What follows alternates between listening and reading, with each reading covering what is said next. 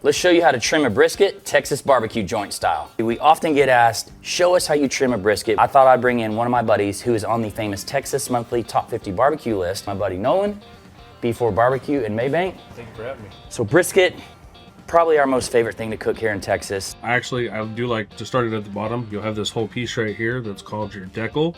I use my hands right here to kind of go ahead and get that loose. And then I'll start right here, just kind of guide that. We make our own tallow, so this is really good to have. And then we'll just go ahead and start knocking out some of this excess fat right here. And then I'll go ahead and hit these corners. So my personal opinion, I don't like to have any corners or sharp edges, right? Everything needs to be round, smooth, kind of like from a bird's eye view, you want it to look like an egg, kind of. So go ahead. That way no corners kind of burn up in the cook process. Exactly, it gives it more of an even cook. And then right here you have what's going to be called your mohawk. We'll expose it here in a second, but I'm going to take this.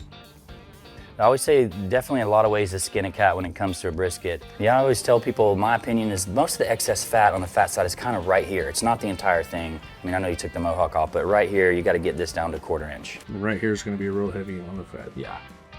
One thing I've learned too is the more fat you do leave on, the more protection you're giving the meat. So that's pretty much what I like to have for a finish. Yeah, let's show that thing off.